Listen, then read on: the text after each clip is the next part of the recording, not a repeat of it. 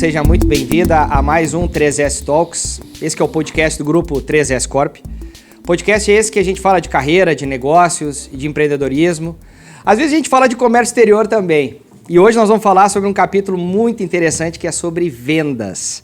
E para falar de vendas e para falar de estratégias de vendas e marketing para resultados consistentes, eu trouxe para participar com a gente Altevir Baron. Baron, muitíssimo obrigado pela tua disponibilidade, pela vinda até os estúdios 3S Corp aí para a gente falar sobre um tema que é tão latente, tão importante e todo mundo quer saber sobre vendas e como potencializar mais vendas e tal. Então, muito obrigado pela tua disponibilidade. Verdade, bom dia.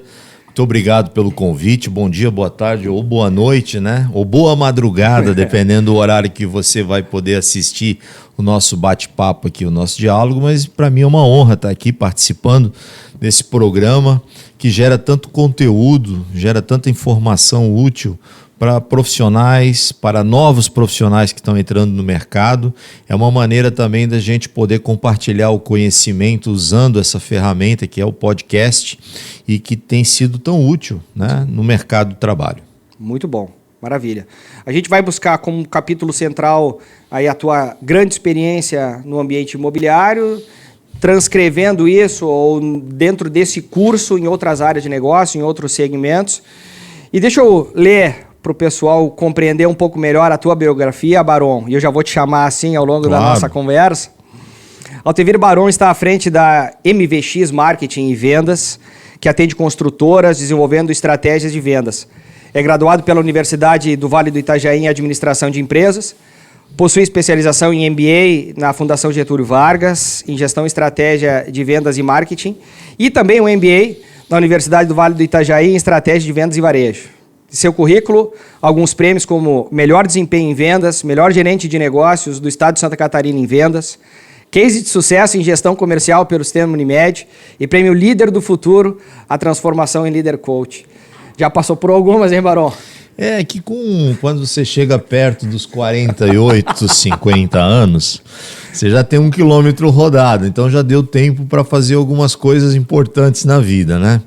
E é uma experiência de vendas que se resume aí praticamente em 30 anos. Eu sempre desejei atuar na área comercial, inspirado por pessoas da minha família, pelos meus tios, por exemplo, e eu sempre vi a área comercial como a minha profissão. Então comecei muito cedo, né? Meu primeiro emprego foi balconista de uma gráfica que era da família, e ali eu aprendi a conversar, me comunicar, e aprendi que venda é uma coisa fantástica, e fui completamente seduzido por esse mundo, né, de vendas, e depois associei a faculdade de administração, que poderia me dar uma fundamentação científica para todo o aprendizado, né? Então, vendas para mim está no meu sangue, está na minha alma. Embora quem não nasceu com isso e deseja ser um profissional da área de vendas, eu sempre faço uma pergunta nos cursos: um vendedor nasce pronto ou ele pode ser produzido, né? Então, assim, quando um homem ou uma mulher, um jovem, nasce pronto, realmente ele tem uma certa vantagem. Mas os que são fabricados ao decorrer da vida, com vontade, com desejo, com disciplina, eles se tornam mais consistentes. Eles podem ir mais longe. Porque às vezes você tem um talento natural, mas você não tem disciplina ou está faltando alguma outra coisa que você acaba acreditando muito a sua herança genética. Sim. Né? E vai te levar em algum lugar. Mas aqueles profissionais que são disciplinados, que desejam trabalhar na área comercial e que vão buscar conhecimento, consolidar conhecimento, eles têm um futuro bastante promissor. Então, eu penso que nada substitui o desejo e a vontade de querer. E tu conseguiu construir ao longo dessa trajetória, portanto, essa simbiose entre uma vida prática, desde tão jovem, barriga no balcão, faculdade da barriga do balcão, né? E aí buscou essa complementariedade, ou melhor, esse conhecimento mais técnico, embasado academicamente em formações superiores. Muita gente usa justamente isso como, eu não tenho capacidade ou eu tenho isso como características natas e eu não preciso buscar essa especialização ou essa formação superior, porque isso não vai me trazer nenhum ganho maior do que todas as minhas características ou aquilo que eu já tenho.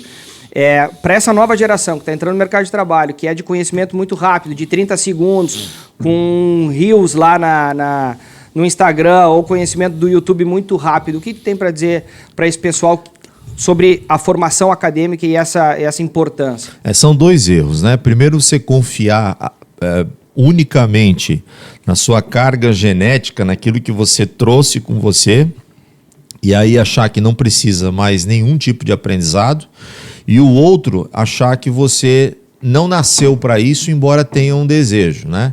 Então há necessidade de uma certa disruptura desses modelos, porque você pode ser um jogador de basquete com 1,60 m, porque você pode ser eficiente em outras áreas, a não ser ir lá fazer a cesta. Sim. O que eu quero dizer é que nada pode limitar o desejo e um sonho de alguém.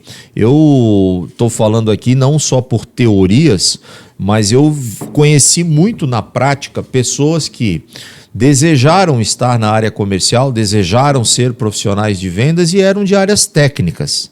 E eu acompanhei a transição dessas pessoas. Claro, é preciso muita disciplina, é preciso muita abertura a conhecimentos, né? Precisa ter um nível de humildade para que também você consiga destravar esse aprendizado, né? Hoje, num mundo onde você é orientado à autoestima, e às vezes a autoestima se confunde com falsas verdades que a gente defende, né? Então precisa se desfazer disso e partir de um ponto de início onde o aprendizado é importante. Então esse é um modelo que eu acho que ninguém pode colocar um ponto. As pessoas podem acreditar nisso, irão pagar um preço através da disciplina, mas é possível. E o outro modelo é o modelo da confiança excessiva em si, né? Eu sempre penso que estamos em constante aprendizados e esse aprendizado ele acaba somando-se ao aprendizado do ontem. Então hoje se aprende, o ontem se aprendeu e você vai gerando um conhecimento, né? Um conhecimento que vai permitindo que você erre menos e que você se torne cada vez mais preciso nas ações que você precisa ter no dia de hoje. Essa nova geração que está vindo eu acho fantástica, porque é uma geração que lida com as coisas de forma muito rápida, e isso é muito bom, né? Eu venho de uma geração onde um pouco mais as coisas eram mais demoradas, então tem gente da minha geração que critica a geração atual e vice-versa, e a geração atual critica a geração anterior. Eu acho que nós temos que romper com esse ciclo e aprender com as gerações, aprender com tudo aquilo que a gente já viveu, seja independente da época que tenha sido vivida, né? Então essa geração hoje, as coisas são muito mais práticas. Você dá um feedback, por exemplo, para um jovem promissor de 22 anos, ele acaba a reunião e você diz, a reunião foi ruim, precisamos refazer. Ele sai sorrindo da sala. Se você dissesse isso para uma pessoa de 45 anos, ele leva isso para o coração, vai ficar emburrado com você uma semana, porque tem mais profundidade. Sim. As suas palavras para uma pessoa com 45 anos. Então a gente aprende, né? A gente aprende com isso. Essa geração hoje, ela dá algumas lições que nas gerações anteriores a gente não tinha. E vice-versa. Porém, a geração anterior aprende um pouco mais sobre, ela tem um domínio melhor sobre o plantio da semente, regar a semente, o horário da colheita, que essa geração mais imediatista não tem. Então, veja, o que a gente tem que fazer é agrupar conhecimento e não substituir. Então, numa formação de time comercial, essa simbiose, esse elenco cada vez mais heterogêneo de profissionais, contando com profissionais com menor nível de background, mais jovens, em consonância com esses profissionais com nível de expertise, de história e também de idade, por conta disso, logicamente, essa aliança estratégica que dá melhores resultados. Essa é uma química que se mistura e produz uma forte energia na equipe. Claro que às vezes por uma decisão estratégica você tem que ter pessoas com uma faixa etária mais velha, dependendo da posição e do cargo, que tem um pouco mais de experiência ou menos. Agora, quando você olha a equipe como um todo na área comercial, se você ter uma mistura de culturas, de gêneros, respeitando todos e podendo sintetizar verdades, que aí também não é uma coisa fácil. Eu sempre dou um modelo seguinte: quando a gente pensa em modelo de governo, a gente já viveu muitos tipos de governo, mas a gente é unânime em dizer que a democracia é o melhor. Só que tem uma coisa na democracia: é o sistema de governo que mais dá trabalho, porque você tem que escutar todo mundo. Então, quando você cria um time muito heterogêneo, o que vai acontecer? Você vai ter muitas visões, como diz aquela música do Engenheiros do Havaí, há um quadro na parede e há muitas formas de você ver aquele quadro. Então você imagina que você tem uma questão, bote na mesa com 10 pessoas, são 10 opiniões. E você é o líder, você precisa sintetizar isso. Então vai lhe dar trabalho, tempo, vai lhe consumir algumas energias, mas eu seguramente te falo, quando você concluir isso, você vai ter uma decisão muito rica. Então, democracia é o melhor sistema de governo, mas dá mais trabalho. Quando você tem uma equipe heterogênica, onde você manda e eles questionam, porque eles têm opiniões diferentes, vai te dar mais trabalho, mas é o melhor modelo de equipe. Maravilhoso. Transportando isso, quando tu começasse a falar um pouco sobre as características natas e algumas falsas verdades, eu queria trazer o capítulo networking e o poder do networking. Porque muitas vezes quando a gente vai para o front comercial, tem essas... mas eventuais, eu não estou querendo aqui afirmar nada, mas tem algumas falsas verdades eventuais de que eu tenho uma grande rede de relacionamentos e, portanto, eu vou para o front comercial e eu vou ter sucesso comercial a partir disso. Em detrimento daquele outro profissional que talvez não tenha, mas por estratégia, por disciplina, por tenacidade, por empenho, ele consegue ter sucesso profissional. O que tu pode dizer a respeito sobre o poder do network no ambiente comercial? Todos nós estamos a 3 níveis das pessoas mais importantes do mundo. 3 níveis. Entre nós aqui e as pessoas mais importantes do mundo, estamos em 3 níveis. Podemos fazer um exercício aqui, tá? Uma pessoa importante na área religiosa, o Papa. O Papa nem sabe que eu existo.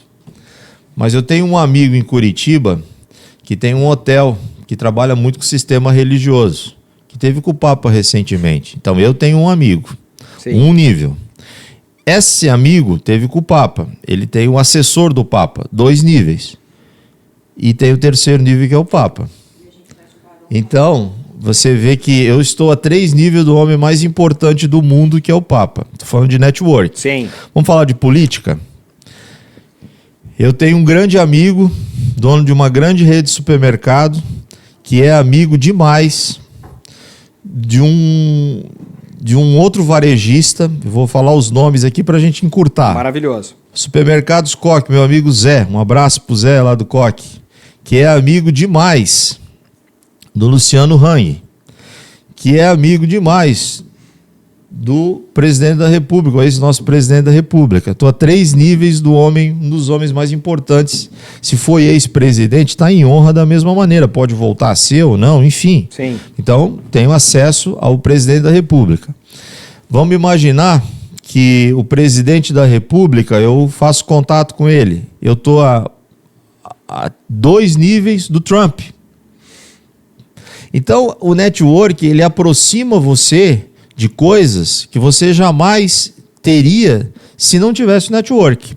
Então, network não é apenas uma rede de relacionamento para você obter relações capitais. Tipo, estou no network para ganhar dinheiro. Você está no network porque você é gente, porque você é pessoa. O computador não vai fazer o que você está fazendo com uma pessoa. É gente com gente. A gente fala muito na teoria de recursos humanos sobre pessoas para pessoas. E quando a gente vai para o marketing, a gente fala B2B e B2C, né? E também tem o H2H, o H para H, Woman for Woman, né? Então, que as pessoas não podem esquecer que tudo existe por causa do ser humano e não o ser humano por causa das coisas. Então, o maior bem que você tem, e eu tenho, e nós temos, é a nossa capacidade de se relacionar. Não importa o tamanho da sua rede de network. Não importa. Importa que ela exista. E à medida que ela vai fazendo sentido para você, você vai expandindo isso. Quando eu dou esse exemplo de você estar a, no mínimo 3 níveis das pessoas mais importantes do mundo, isso é real. Faça o exercício aí onde você está, conheça alguém que conhece que pode. Agora a gente está falando de possibilidades. Sem isso, nem possibilidade você tem. Sim. E eu tenho. Então pense que o network pode te projetar a lugares que sozinho a gente não iria. E para quem está começando na carreira, quais seriam algumas sugestões, algumas dicas para estabelecer maior nível de network, maior nível de relacionamento? Você tem que circular, você tem que ter uma rede social útil, né? A rede social ela é uma ferramenta que ela pode ser utilizada com conteúdos, claro. E esses conteúdos, eles precisam ser utilizados a serviço do network. Né? Então você pode ter as suas redes sociais lá com as tuas características, mas ela também é uma fonte de captação, de relacionamento e de teia de relacionamento.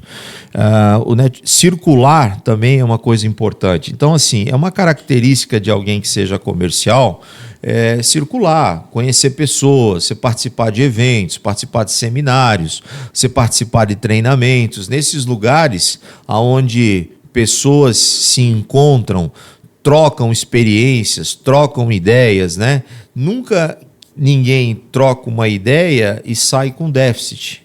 Sempre sai com positivo, né? Eu e você tem uma ideia, eu tenho outra. À medida que a gente troca, cada um sai com 2. Uhum. Então, esse fator de você se relacionar, frequentar lugares onde pessoas com objetivos comuns a você estão, isso faz que o seu network cresça, e o network como chave importante, tanto para o aprendizado quanto para a relação de novos negócios. Então, a minha mensagem para o novo executivo, para quem está entrando no mercado, seja na área comercial, seja em qualquer outro segmento, a palavra network ela é chave, ela é uma senha que abre muitas portas. Maravilhoso. E aí, Baron, tu é um grande treinador de equipes, tu teve e tem equipes... obrigado. E digo isso porque te acompanho, porque é um grande metamodelo para mim, mas eu quero entender, dentro de todas aquelas apresentações que tu faz, aquela motivação incrível, e certamente os corretores e vendedores que passam pelas tuas mãos no desenvolvimento, eles saem extremamente energizados. Mas sempre tem o day one, tem a segunda-feira, e aí tem os entraves, tem os desafios. Eu queria que tu construísse, para mim, uma clareza maior entre CRM e processo de vendas versus energia e motivação. Isso. Tudo bem. Bom, eu entendo o seguinte, que primeiro a gente precisa colocar a palavra motivação no lugar dela, né? Motivação pode se tornar assim, hoje eu estou motivado, estou feliz, estou alegre. E, cara, quando a gente sai de uma palestra motivacional, a gente sai querendo conquistar o mundo, né? Só que a motivação, ela não é sentimento. A motivação é quando você encontrou alguma coisa que faz sentido para você e você vai buscar aquilo todos os dias da sua vida. Então, toda motivação que gera apenas euforia, ela, para mim, não é aquela motivação técnica do mundo organizacional. Eu não estou dizendo que ela não é boa. Nada melhor do que você ir numa palestra, se sentir fortalecido, ouvir mensagens, ouvir cases que compartilham, são compartilhados e que batem lá dentro da sua alma, do seu coração, da sua mente e despertam você a acordar, a perceber que o mundo é mais, né? Eu acho tudo isso fantástico, mas acontece que o After Day existe. E aí, no After Day, muitas vezes o que é falado nessas palestras motivacionais, no outro dia o cara nem lembra mais, né? E ele vai encontrar as dificuldades, as muralhas que tem pela frente. Então é por isso que eu falo que a palavra motivação é você levar ao nível de consciência as pessoas a descobrirem o que faz sentido individualmente para cada um. Existe uma palavra chamada andragogia, que é muito falado no meio do desenvolvimento e aprendizado do mundo adulto. Então, hoje, mais do que nunca, se fala muito sobre aprendizado de adultos. Aprendizado de adultos não é imposição, aprendizado de adultos é convencimento. Né? Você tem que, como líder, você vai motivar uma equipe, você tem que conduzir aquelas pessoas a encontrarem o caminho. Encontrarem o caminho através de um modelo racional, que pode ser com lágrimas lá, você pode estar fazendo uma palestra e você se emociona, vem lágrimas, você pode estar contando uma história engraçada, você pode estar dizendo o seguinte: CRM, processos vão te ajudar a chegar no seu objetivo, né? Então, a soma disso é uma coisa muito importante. Já tem um autor na aprendizagem, que é Vygotsky, que ele diz, olha, para que haja o aprendizado é preciso desconstruir.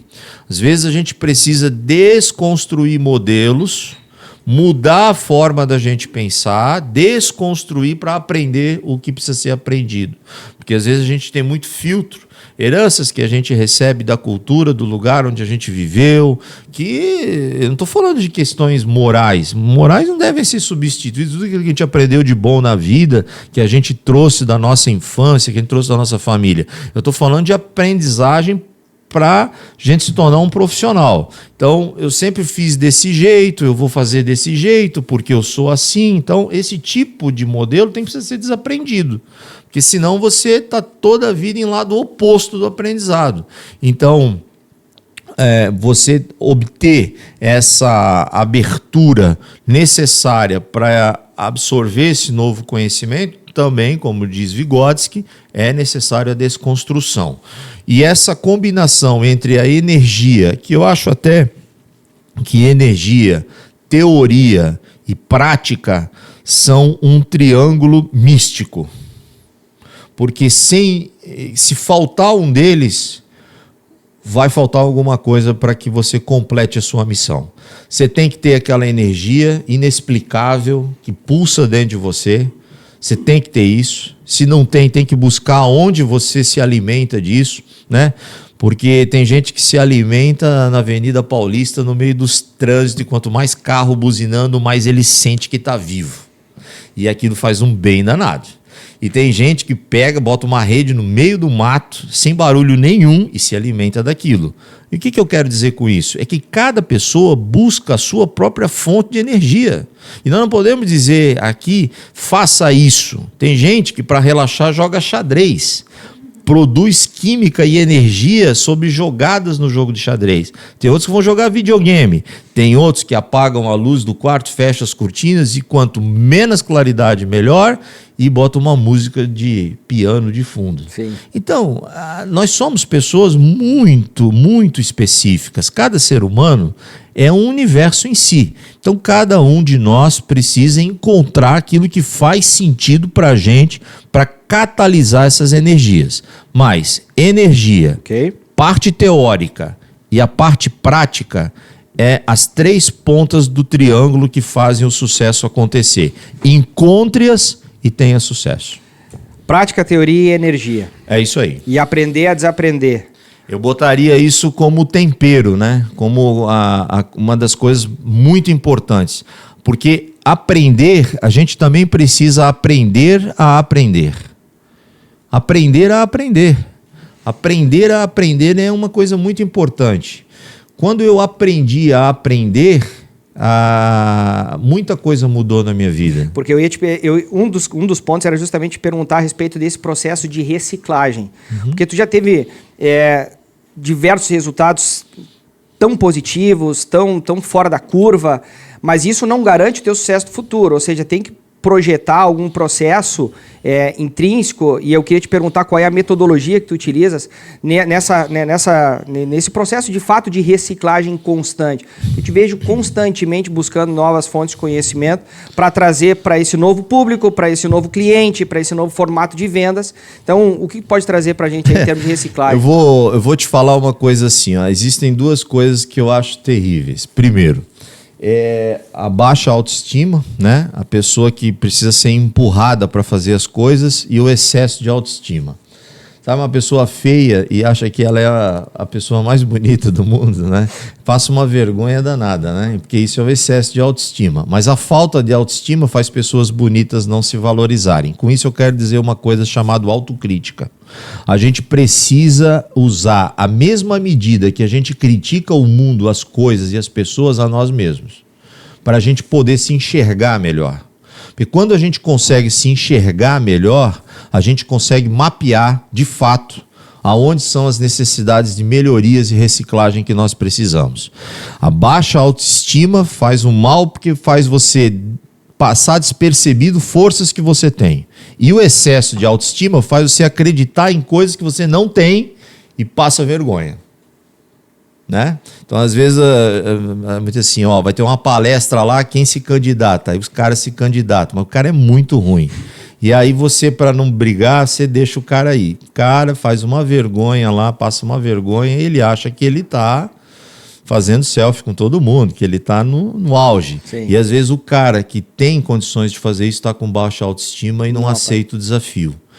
A gente precisa aprender a se enxergar, a se ver melhor. Existem ferramentas para isso. Por exemplo, uma boa psicóloga do mundo organizacional, às vezes a sua empresa que você trabalha pode ter esse recurso. Converse com o seu gerente de RH.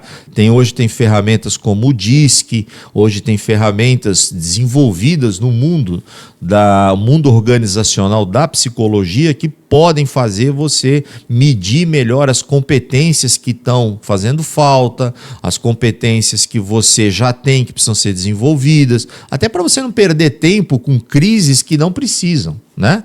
Então, assim, se eu sou um bom vendedor, o que precisa ter um bom vendedor? Precisamos dessas competências. Então, Cortella lá já falava sobre isso. Não perca tempo com coisas que não vão te levar a lugar nenhum, com competências que você não precisa. Você não precisa ser bom em tudo, mas seja bom naquilo que você já tem, desenvolva e seja o melhor. Ou seja, invista naquilo que você já mapeou, que é a tua predisposição, que faz sentido para você.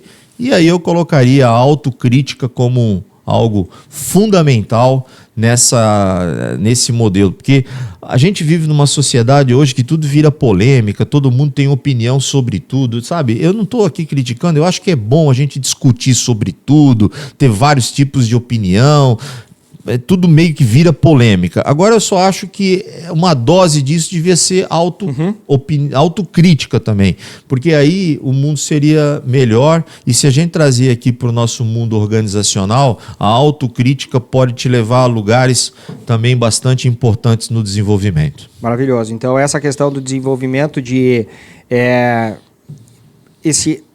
essa capacidade de autocrítica, e se eu não enxergo trazer alguém externo, entendimento do perfil profissional, isso vai de fato fazer com que eu me entenda, me compreenda melhor e consiga me desenvolver mais. Muito bem, um dos pontos na área comercial é a questão de convencimento, que tu utilizaste também, Barão. E aí eu queria usar um dos temas, que é armas da persuasão e dos gatilhos mentais, né? No sentido de autoridade, o gatilho de escassez, o gatilho de urgência. Como é que tu hoje utiliza isso de maneira, logicamente, sempre positiva no teu trabalho comercial e no teu desenvolvimento de profissionais para que façam melhores usos disso? Porque eu sei que no ambiente imobiliário isso existe e acontece muito. O que acontece assim, um bom profissional de vendas, ele precisa estar preparado para mudar crenças do interlocutor. Às vezes não precisa, às vezes a vontade de comprar é tamanha que você só conduz o seu interlocutor, o seu cliente, à conclusão do negócio. Mas existem uma boa parte de pessoas que são atendidas, que o propriamente dito, o agente de vendas, o agente comercial, ele tem que trabalhar na mudança de crenças. E essas mudanças de crenças, elas são feitas numa boa interpretação pessoal daquilo que você está defendendo. Então você tem que conhecer as suas forças, você tem que conhecer os benefícios daquilo que você está defendendo, você tem que fazer laboratórios, ensaiar as narrativas, ensaiar os discursos, simular os diálogos, isso tudo como preparação. Tem gente que eu vi nesses meus 30 anos de caminhada na área comercial, que tem pessoas que ficam na sala de espera, esperando, obviamente, serem atendidas, e num nervosismo altíssimo para ver o que vai acontecer, o que o meu cliente vai perguntar, o que ele vai dizer, quais são as barreiras que ele vai enfrentar, que ele vai colocar. Tudo isso, gente, é um exercício antes da reunião. Quando você entrar nessa reunião, você tem que estar com isso já explícito, exercitado, simulado. Eu sempre digo que um bom advogado é aquele que pensa com a cabeça do juiz. Um bom vendedor é aquele que pensa com a cabeça do comprador. Um bom professor é aquele que pensa com a cabeça do aluno. Porque se ele conseguir fazer esse exercício de empatia, ele consegue se preparar para o diálogo e obter êxito, né? Então, esse exercício intelectual, isso é um processo intelectual. Mais do que a gente falar sobre gatilho A, B ou C, é você se preparar para aquilo que pode acontecer, para as reações que podem acontecer. Então, é um processo de exercício totalmente intelectual e de preparo. Então, conhecer muito sua empresa, conhecer muito seu produto, conhecer muito os processos que a sua empresa tem, conhecer os pontos fortes e os pontos fracos, porque se isso vira a mesa, você não é que você tenha respostas prontas, mas você já pensou sobre isso. Vai mudar tudo.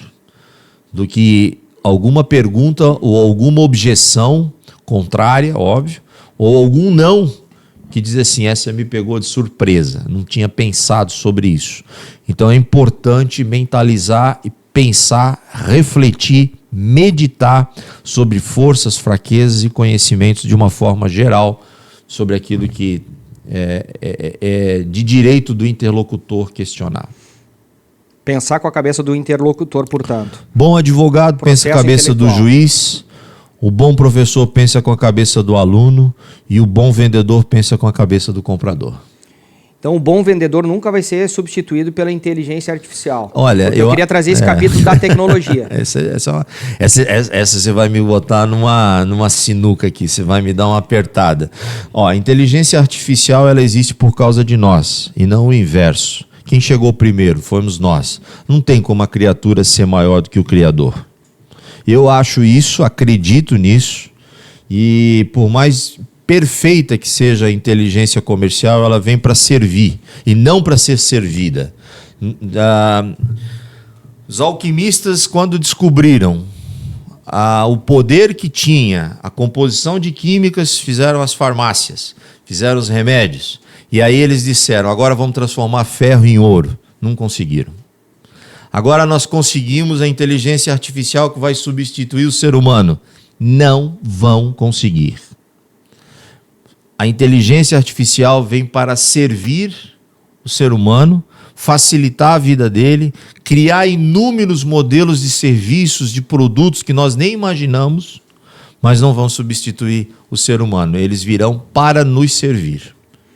Mas as ferramentas de tecnologia, elas também servem para potencializar o trabalho, portanto. Total.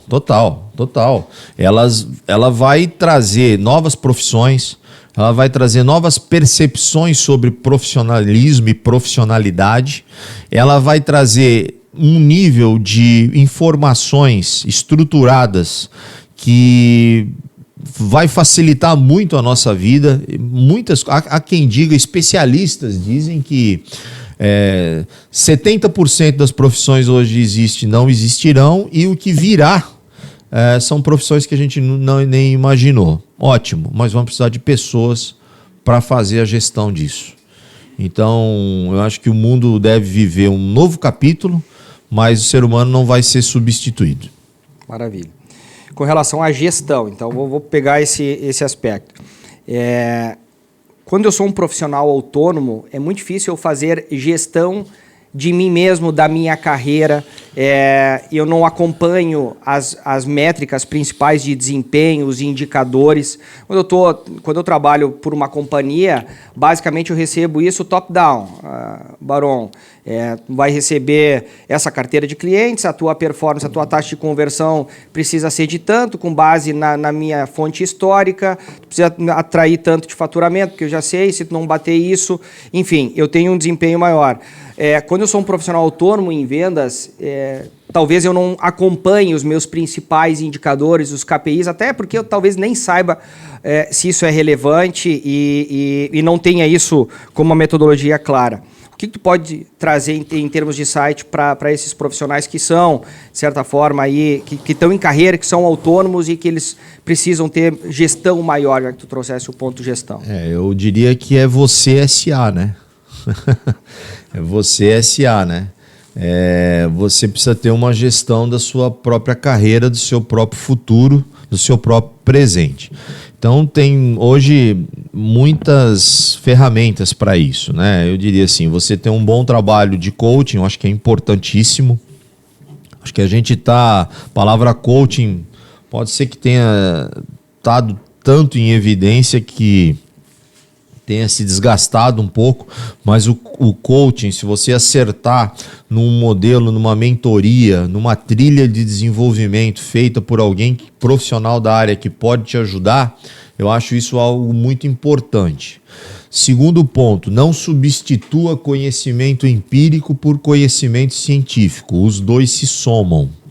Então não é só a sua opinião, suas axiologias que são importantes. Conhecimento científico é muito importante. Então hoje eu percebo assim, muitos jovens usam como fonte de informação e de formação as redes sociais, etc. e tal. E onde é que está o estudo científico disso? Onde é que está o embasamento teórico disso? Isso você vai encontrar na academia, você vai encontrar numa universidade, numa boa faculdade. Então, não pode viver só do conhecimento empírico. Você tem que viver do conhecimento também científico. Aliás, falando em conhecimento, nós podemos citar 4 deles. Primeiro, o conhecimento empírico, que é aquele conhecimento cultural, né? Não passa embaixo da escada porque dá azar, e vai que pode ser que dê mesmo, né? Então é esse conhecimento que a gente recebe, né? Que não tem comprovação científica, pode ser místico, pode ser de ordem tradicional, né? Toma um chazinho verde aqui que faz bem pro estômago. Quando você fala isso para o médico, ele dá uma risada, porque não tem embasamento científico. Então, mas esse é um tipo de conhecimento, né? O conhecimento empírico, que também faz parte da cultura e às vezes ele se transforma em nomes mais sofisticados. Meu feeling, meu sentimento, minha percepção. Do ponto número 2, o conhecimento filosófico, que eu digo que olha, aquele caminhão tem 50 melancias. Eu não fui lá contar, mas eu olhando daqui eu acho que tem 50. Que é aquele conhecimento também não científico que eu acredito que tenha. Não tem 50, mas tem 46. Quase acertei. Ok, isso é filosofia. Terceiro nível de conhecimento é o conhecimento teológico, que é o conhecimento onde, quando a gente não tem explicação, a gente diz assim, mas Deus quis que fosse assim, né? Veja, nenhum desses conhecimentos são errados. Eu estou aqui retratando conhecimentos e não estou fazendo ter crítica a nenhum deles. Então, Deus quis assim. Eu não tenho explicação, a gente não entendeu o que aconteceu, mas parece que Deus quis assim. Então, ok, né? Não temos como mudar isso, né? E o quarto conhecimento é o conhecimento científico, que é aquele que devidamente comprovado. Esse conhecimento é tão importante quanto os outros 3. Só que esse conhecimento ele precisa ser adquirido, ele precisa pagar um preço. Você precisa tirar um tempo da sua vida para ir lá estudar, ler o livro sobre a matéria, pesquisar o que os autores disseram sobre isso, ouvir o seu professor, ouvir a tese, a antítese e a síntese. né? Então, se você não consegue entender que o mundo faz parte de várias perspectivas de conhecimento para fazer a gestão da sua carreira, você pode ter vácuos, lacunas, né? Então é muito importante você ter essa percepção de si próprio, que gestão de carreira precisa ser feita, precisa ser organizada, precisa ser construída e precisa ser investida. Não dá para a gente se apoiar apenas numa fonte de conhecimento.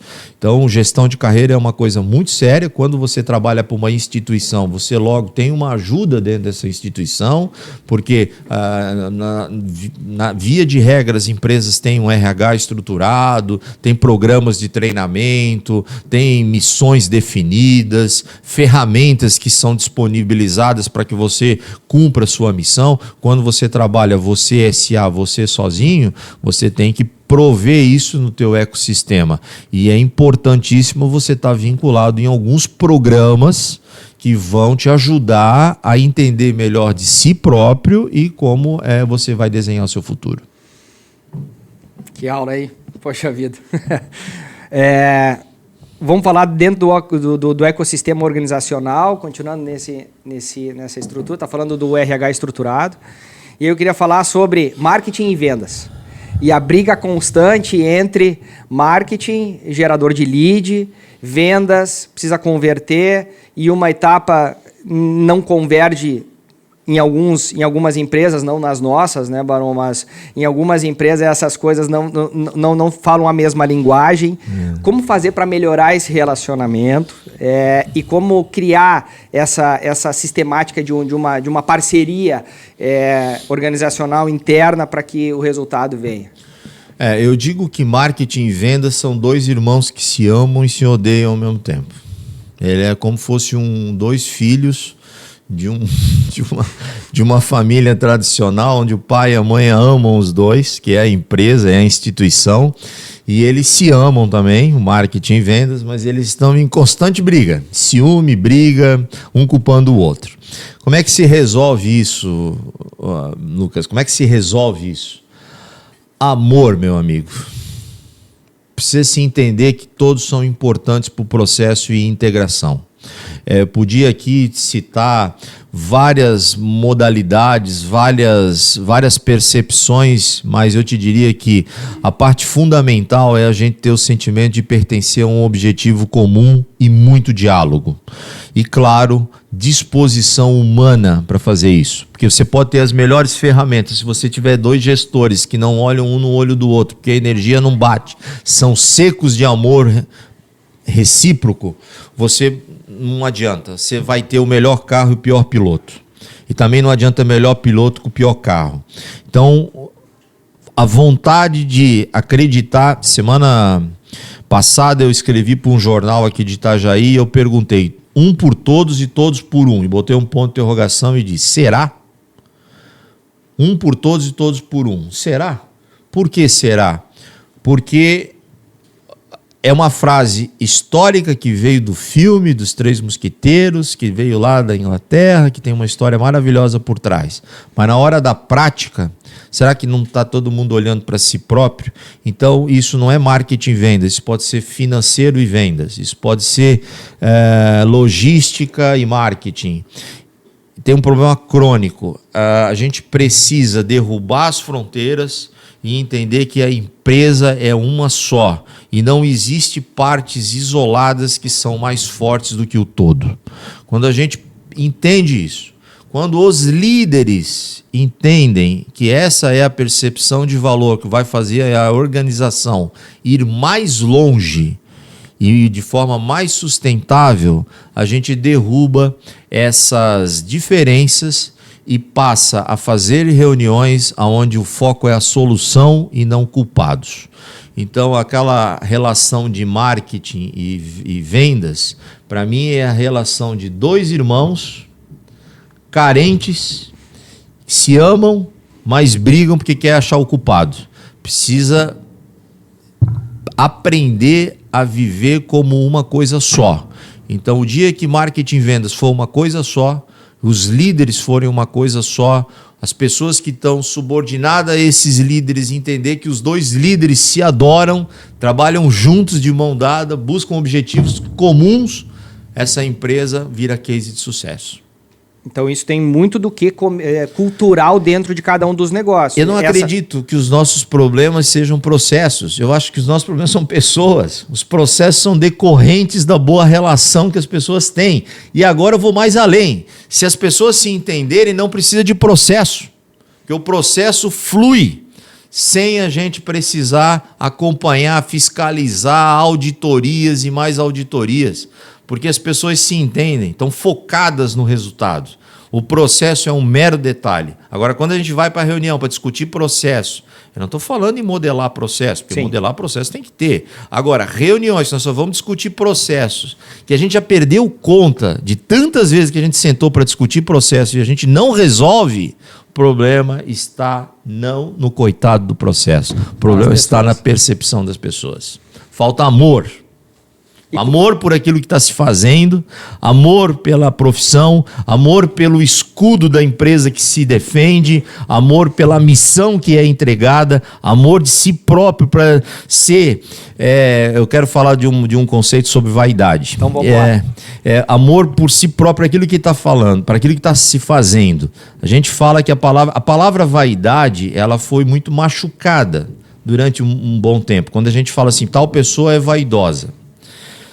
Quem dera todo mundo fosse vaidoso que não concordasse em entregar nada das suas próprias mãos meia boca. Porque acho que a vaidade é só beleza.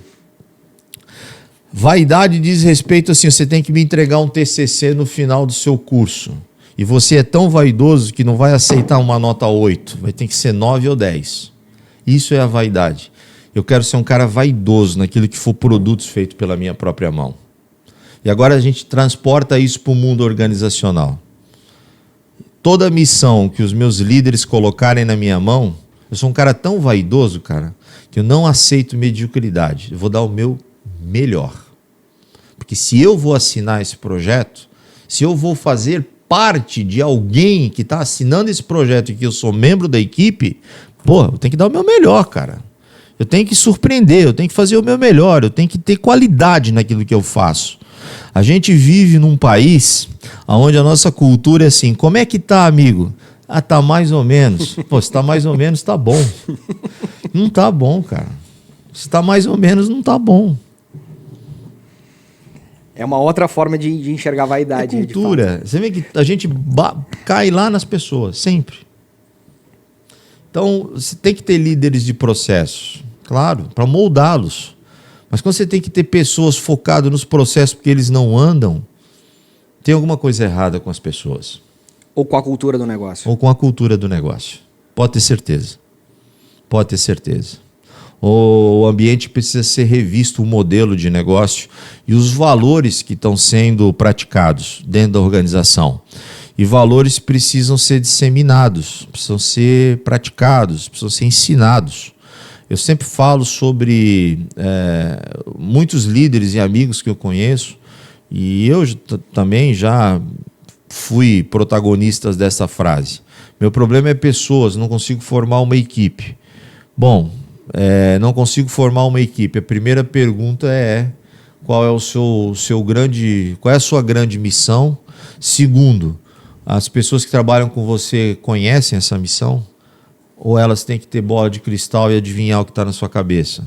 Você se comunica com essas pessoas ao nível delas, ao nível que elas compreendam.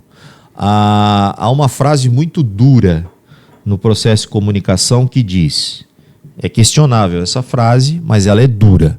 Ela diz que a responsabilidade da comunicação é do emissor. Então significa que se eu me comuniquei e o cara não entendeu, o problema é dele? Não, o problema é meu que não soube me comunicar com ele. Até que ele entenda. Se ele não entender, eu sou o culpado e responsável. É dura essa frase. É questionável? É. Mas está aí dita por especialistas. Se a responsabilidade é do emissor à comunicação, e eu tenho uma equipe heterogênica, total, de diversos níveis de pessoas, com culturas diferentes, idades diferentes, jeitos diferentes, criações diferentes, características diferentes, e eu quero dizer uma frase e todo mundo entenda aquilo, no mesmo nível, em gênero, número e grau, essa frase está correta. A responsabilidade é minha. Eu ia te perguntar com relação ao futuro da gestão comercial, mas no momento que tu me diz que para formar uma equipe de sucesso tem que ter uma missão clara, visão, valores, cultura, pessoas, amor pelo processo, paixão, não é nada diferente do que a gente veio ao longo de todos esses anos. Ou seja, tem alguma coisa diferente que tu observa que vai acontecer com relação à gestão comercial? A gente falou um pouco sobre ferramentas, mas as pessoas são as mesmas, é human to human, né? Não muda esse processo. Então não tende a mudar algo de forma tão consistente ou relevante aí no... Eu acho que esse planeta está entregue na mão das pessoas, as empresas também. A gente está à beira de muitas coisas que estão mudando, né? Tinha uma época que os ciclos de mudanças eram 10 anos, depois passou para 5. Há quem diga hoje que é 3 ou estão discutindo 2 anos, né? Muita coisa virá pela frente, mas eu não acredito que as antigas fórmulas como paixão, a energia, a boa teoria e a prática elas sejam substituídas. Acho que a gente ainda vive num lugar onde as pessoas são o seu maior ativo, seja das empresas, das instituições. Se a gente falar instituições que não têm fins capitalistas, vamos lá, vamos pensar aqui numa instituição de ensino, né?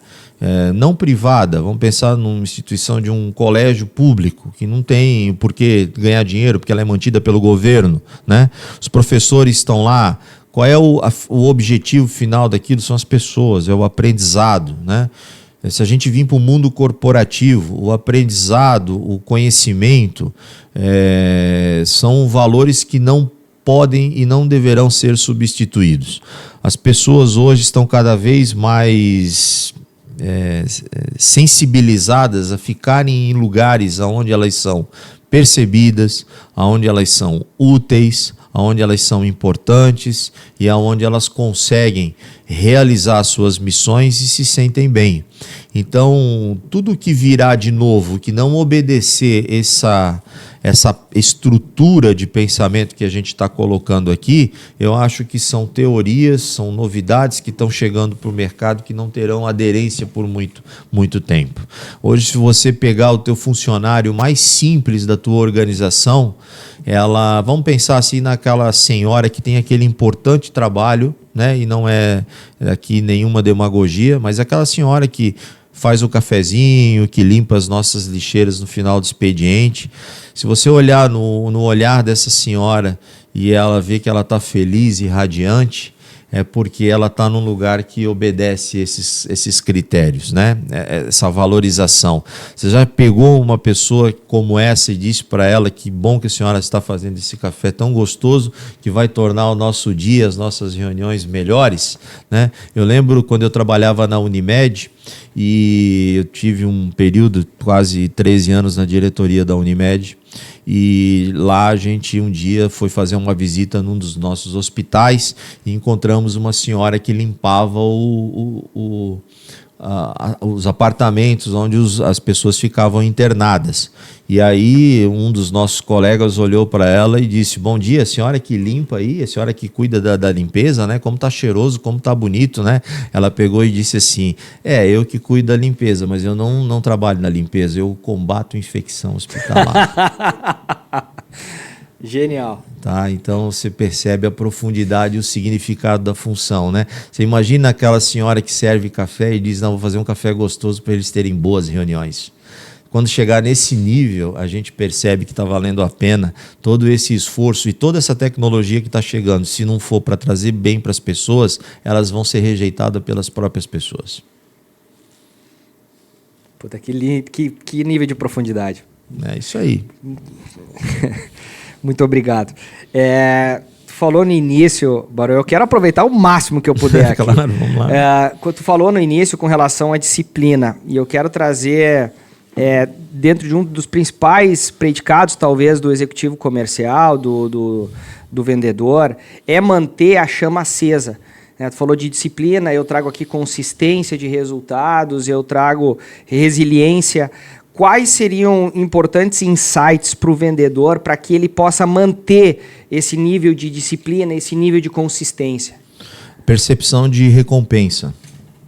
A percepção de recompensa. Quando a gente fala em recompensa, a gente pensa em dinheiro. Mas não é só dinheiro, é valorização, é ser percebido pelo seu líder, né? Então eu estou falando aqui como alguém que está executando, o vendedor. Então, acima do vendedor, dentro de uma hierarquia tradicional, ele tem um coordenador de vendas, ele tem um gerente de vendas e ele tem um diretor. Tem empresas que não têm essa escala, mas ela geralmente tem um líder, ou 2 líderes, ou 3 líderes. Como é que a gente mantém a chama acesa? Então, vamos pensar aqui numa moça bonita que diz assim, eu estou de olho naquele rapaz que é tão bonito, né? Ou vamos pensar num cara que está de olho numa moça. Esse cara, ele está tão feliz e definido que vai conquistar ela, e ele tem uma recompensa quando ele conquistar ela. Ele vai poder namorá-la. Então o que ele vai fazer? Ele vai dar o melhor dele. Ele vai se vestir com a melhor roupa, ele vai comprar um bom sapato, ele vai comprar uma boa roupa, ele vai ter um bom perfume, ele vai pentear bem o cabelo. Então, assim, é uma metáfora para ilustrar a importância do mundo organizacional. As pessoas, de modo geral, todos nós trabalhamos e damos o melhor quando temos a percepção da recompensa. Recompensa esta de crédito psicológico ou crédito financeiro, ou os dois. Então, é exigente esse modelo? Mas a gente está falando aqui do que funciona. Tem que perseguir isso? Tem. Tem hora que a gente dá mais crédito psicológico e menos financeiro, ou vice-versa? Sim, então é hora de repensar e equilibrar esses 2 mundos. Porque não só de valores financeiros vive o homem, mas não só também de elogios e tapinha nas costas. Então a percepção de recompensa mantém a chama acesa. O que eu farei, o que eu estou passando, o que eu estou vivendo, os desafios que eu estou encontrando, qual a minha recompensa futura? Isso pagará a conta para me manter motivado. Recompensa. Esse é o foco. Muito bem. Percepção de recompensa. A empresa cria uma campanha de vendas de 6 meses. Eu vou trabalhar muito nesses 6 meses. Mas no dia onde a empresa vai falar dos ganhadores, eu quero estar lá em cima. Eu quero ser um dos homenageados. Isso vai fazer que a chama da minha motivação permaneça acesa. Mas aí eu trabalho por uma organização, por uma companhia que não tem essa recompensa na ponta, ela não tem essa reciprocidade. Eu bato uma meta, eu não ganho um bônus, eu não tenho... Eu preciso me autorrecompensar de alguma maneira. De que forma? Olha para sua família e veja o que sua família espera de você. A gente projeta muito sucesso nos outros e os outros às vezes estão muito próximos da gente. Eu sempre falo para a equipe de vendas, quando eu estou fazendo treinamento de vendas, às vezes eu faço uma pegadinha com eles e boto as fotos de alguns familiares lá na TV, lá no telão, e digo assim, o que essas pessoas esperam de você? Quanto tempo você não chegou em casa com uma notícia boa e disse, lembra aquela venda que eu falei tanto tempo? Eu consegui. Eu vendi a minha alma para conseguir aquilo, no bom sentido da palavra. E eu consegui. Então, assim, você sabe que as pessoas que mais torcem por você são aquelas pessoas, às vezes, que a gente dá menos sentido, né? São aquelas pessoas que parece que, como já estão com a gente, não precisa mais manutenção de amor e de notícias boas. Às vezes são as nossas famílias, são a nossa esposa, nossos filhos, ou os nossos pais, que estão torcendo pelo nosso sucesso. Então, como é que a gente mantém isso vivo, né? Claro, se a empresa não tem um programa específico de metas e resultados para que eu permaneça motivado, olhe para a família, estabeleça metas com a sua família, com seus filhos e chegue em casa como um vencedor, mas não como um vencedor da boca para fora, mas traga elementos, traga fundamentos, traga conquistas reais, traga renda psicológica e renda financeira para dentro de casa. É aí que se forja um verdadeiro herói no mundo das vendas. Maravilhoso. Barão, muitíssimo obrigado pela tua vinda. Foi um papo certamente, para mim, engrandecedor. Eu queria ter esse momento para justamente poder tomar nota de tantos pontos e usar desse teu conhecimento também aí de uma maneira de uma maneira positiva. Eu tenho uma pergunta final para te fazer, para também trazer como insight para mim. Teve um momento de virada de chave na tua carreira? Teve. Aos 21 anos de idade, quando eu li um livro chamado Como Conhecer o Seu Potencial. É um livro do Dr. Myles Munroe e é um livro teológico, do conhecimento teológico, que falava sobre a importância daquilo que está dentro do homem, que é a energia que nos mantém vivo. Trabalhei com médicos muito tempo e quando a gente falava sobre vida pós-morte, os médicos falavam o seguinte, como conhecimento científico. Eles diziam assim, Barão, depois que o coração para, o corpo para. E se existe alguma energia dentro do ser humano, não está mais ali. E eu ficava intrigado com aquilo. Então significa que nós somos um paletó de barro com uma energia dentro, que faz a gente ser bonecos vivos. De barro. Um paletó de barro. A gente é um corpo. Agora, o que move esse corpo é a energia que está dentro. E quando esse coração para, essa energia sai. Mas essa energia veio de onde? Ela teve uma origem, ela veio de algum lugar. Sim. Né? E eu parava para pensar, e esse livro dizia que essa energia é uma partícula de Deus. Cada um de nós tem uma partícula de Deus. E se eu tenho a partícula de Deus dentro de mim, que faz meu coração bater, e o dia que meu coração parar, essa partícula volta para onde ela veio, eu parei e esse livro instruía dizendo o seguinte, você tem a energia mais poderosa do universo dentro de você. E quando eu entendi isso com 21 anos de idade, você sabia que eu tinha 5ª série incompleta? Quando eu entendi isso, e ali foi como eu tivesse ligado nitro no motor do meu carro.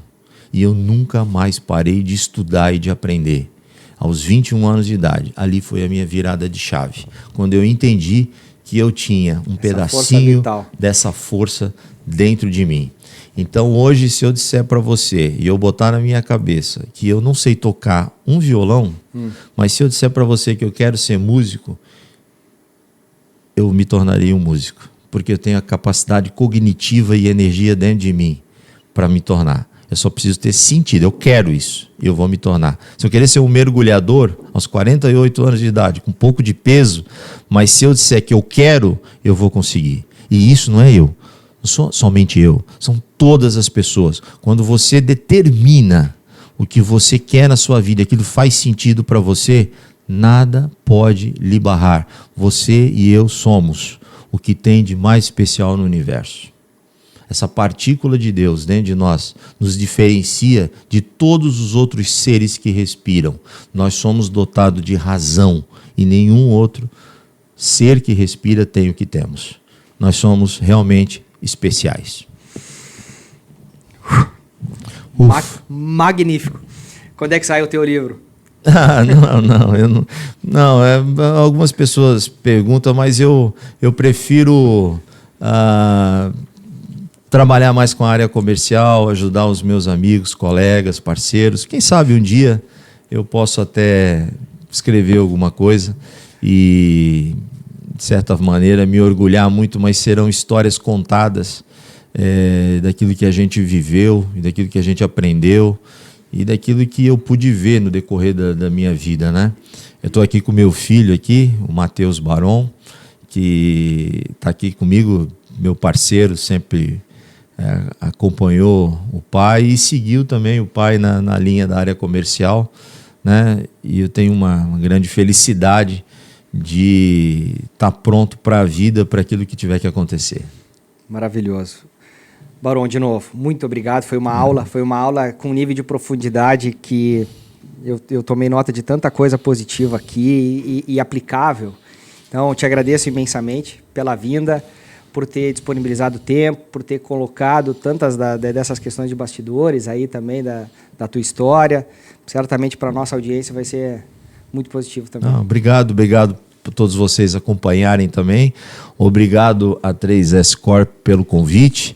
Fiquei muito honrado de poder participar aqui com vocês e que continuem prosperando muito em todas as frentes da empresa de vocês, que vocês são um orgulho para a cidade de Itajaí, para o mercado que vocês atuam. Muito obrigado. Obrigado. E obrigado a você que nos acompanhou até aqui em mais um 3S Talks. Vou te pedir para que esse conteúdo realmente seja capilarizado aí em várias empresas, em vários negócios. Por favor, curte, compartilha esse 3S Talks. Muitíssimo obrigado pela tua permanência até aqui. Te vejo no próximo.